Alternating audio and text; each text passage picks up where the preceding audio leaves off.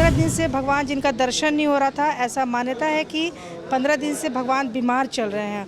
उनका timely temperature check किया जाता है, उनको बॉइल्ड खाना दिया जाता है, उनको काढ़ा दिया जा रहा है। मैं तो बहुत सच के तैयार होकर आती हूँ। मैं जितना सिंपल रहती हूँ, लेकिन भगवान का अगर कोई चीज़ रहता है, उनका जन्माष्टमी हो, राधाष्टमी हो, तो मैं बहुत तैयार होकर आती हूँ। मैं नए कपड़े पहनती हूँ। जैसे मैं अपने बर्थडे में करती हूँ, मैं भगवान के बर्थडे में वैसे ही करती हूँ। तो रथ यात्रा में भी यही करती हूँ। जितने अच्छे से तैयार होकर भगवान का दर्शन करें, भक्ति में वो दिखता ही नहीं है। भक्ति में वो दिखता ही नहीं है कि वो गर्मी पड़ी है या बारिश हो रहा है। वो एकदम आपको पता ही नहीं चलेगा उस दिन।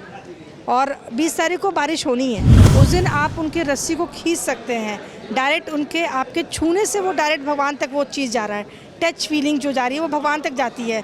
तो उस दिन आप खींच के रस्सी को और आराम से आप पटना में घुमा के भगवान को ला के फिर यहाँ स्थापित कर सकते हैं। नमस्कार, आप देख रहे हैं RAD न्यूज़। मैं हूँ योगेश चक्रवर्ती। 20 जून को भगवान जगन्नाथ अपने भाई बलराम और बहन के साथ ननिहाल से वापस लौट रहे हैं और इस दिन पटना में इस्कॉन मंदिर की तरफ से भव्य जगन्नाथ रथ यात्रा का आयोजन किया गया है।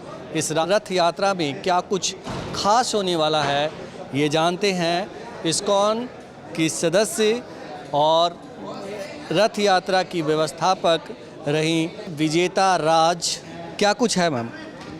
देखिए 2:30 बजे ये यात्रा यहाँ से स्टार्ट होगी। इस बार की भव्यता इसलिए ज़्यादा है क्योंकि इतना भव्य मंदिर बिहार में बना है इस्कॉन का।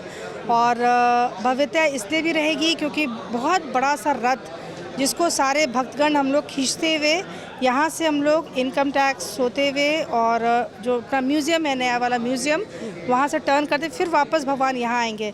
15 दिन से भगवान जिनका दर्शन नहीं हो रहा था, ऐसा मान्यता है कि 15 दिन से भगवान बीमार चल रहे हैं। उनका टाइमली टेम्परेचर चेक किया जाता है, उनको बॉइल्ड खाना दिया जाता है, उनको काढ़ा दिया जा रहा है। ये 15 दिन से वो 20 तारीख को अपने भक्तों के दर्शन देने के लिए निकलेंगे और वो हम लोग रथ खींचते हुए और म्यूज़ियम से होते हुए फिर वापस मंदिर में लाएंगे। फिर शाम में भजन कीर्तन और प्रसादम का यहाँ पे व्यवस्था की गई है। भीषण गर्मी है, तो भीषण गर्मी है और ऐसे में रथ यात्रा कितना मुश्किल होगा, चुनौतियों भरा हो? देखिए अभी तक मैं जितने भी रथ यात्रा में आई हूँ, 14-15 साल से मैं हर साल रथ यात्रा में आई हूँ। हर बार यहाँ पे उस दिन बारिश ज़रूर होती है और उस बारिश में भीगते हुए ही हम लोग जाते हैं। मैं भगवान इंद्र से मेरी प्रार्थना रही कि उस दिन भी हल्की बारिश करें ताकि हम लोग भीगते हुए ही जाएँ भक्तगण, तो ज़्यादा अच्छा लगता है। ये बताएं कि भगवान, जैसा कि आपने कहा कि जो अभी उनकी तबीयत नासाज चल रही है, उन्हें काढ़ा दिया जा रहा है, भोजन में जो है सादा भोजन उन्हें दिया जा रहा है, तो मतलब 20 जून को तो भगवान ठीक हो जाएंगे? हाँ, 20 जून को भगवान ठीक होके बाहर निकलेंगे और बाहर निकल के हम लोग के साथ यात्रा में हम लोग रथ खींचते हुए और फिर वापस भगवान को लाएंगे। फिर वो अपने जगह पे स्थापित हो जाएंगे। तो ये साल भर में जहाँ भी रथ यात्रा निकलेगा, देश विदेश में सारे समय ऐसा ही होता है। ये 15 दिन भगवान, अगर आप अभी ऊपर मंदिर में दर्शन करने जाएंगे तो वो पट बंद है और भगवान को बंद कर दिया गया है क्योंकि वो रेस्टिंग मोड में अभी हैं। माना जाता है कि उनका अभी फीवर है और उनका टेम्परेचर, यहाँ भी प्रॉपर टेम्परेचर चेक किया जाता है, बॉइल्ड खाना और उनको काढ़ा दिया जा रहा है। अभी वो 20 तारीख को बाहर निकलेंगे तब दर्शन दे पाएंगे। तो भगवान जगन्नाथ का 20 तारीख को दर्शन होगा। ये बताएं मैम कि 20 तारीख को भगवान दर्शन देंगे तो रथ यात्रा के जरिए आप लोग उन्हें घुमाएंगे, तो इसकी शुरुआत कैसे होगी? यहाँ से रथ यात्रा निकलेगा और आपको पटना इस्कॉन मंदिर के प्रांगण से यहाँ से रथ यात्रा निकलेगा।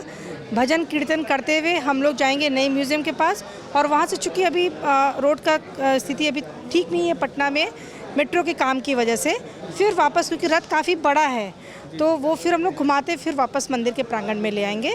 फिर भजन कीर्तन फिर यहाँ भी होगा और भजन कीर्तन रास्ते भर होगा। ठीक है। और इस दौरान मतलब कितने लोग जुटेंगे, इसका कुछ अनुमान है? देखिए ऐसा कुछ अनुमान नहीं कर सकते। मैं तो आप लोग के माध्यम से भक्तों को अपील करना चाहती हूँ कि ज़्यादा से ज़्यादा संख्या में आएँ और भगवान को निकालें और यात्रा करते हुए वापस आएँ। जी। और मतलब जब इतनी बड़ी व्यवस्था हो रही है तो सुरक्षा वगैरह के एकदम प्रशासन, यातायात का भी व्यवस्था की गई है। प्रशासन हम लोग के साथ है और मैं आप लोग के माध्यम से यहाँ जितने भी लोग हैं, प्रशासन के लोग हों, यातायात के लोग हों, जो इसमें सहभागी बन सके वो एकदम सहभागिता करें और आए और इस यात्रा में हम लोग के साथ शामिल हों।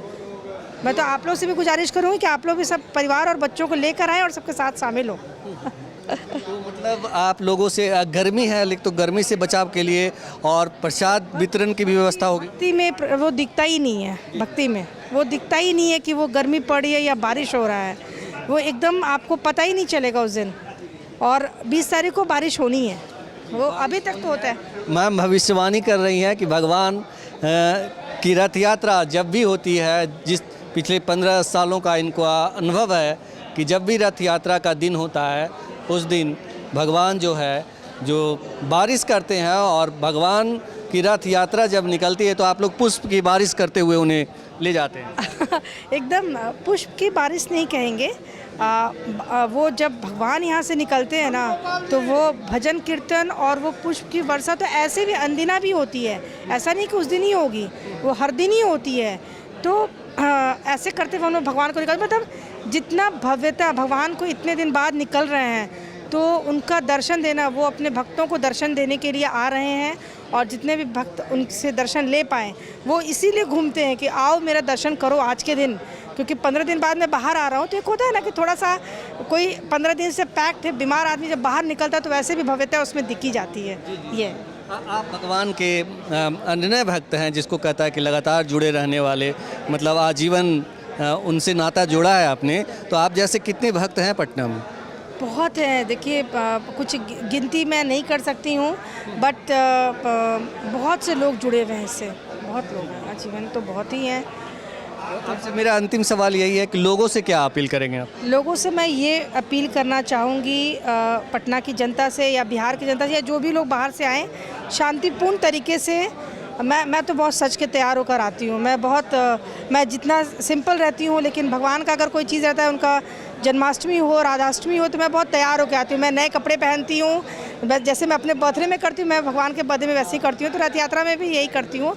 जितने अच्छे से तैयार होकर भगवान का दर्शन करें, और जो भी प्रण लिया है, जिसकी जो भी ख्वाहिश है, वो भगवान से मांगे और प्रण करते हुए उनके रथ यात्रा में शामिल हो।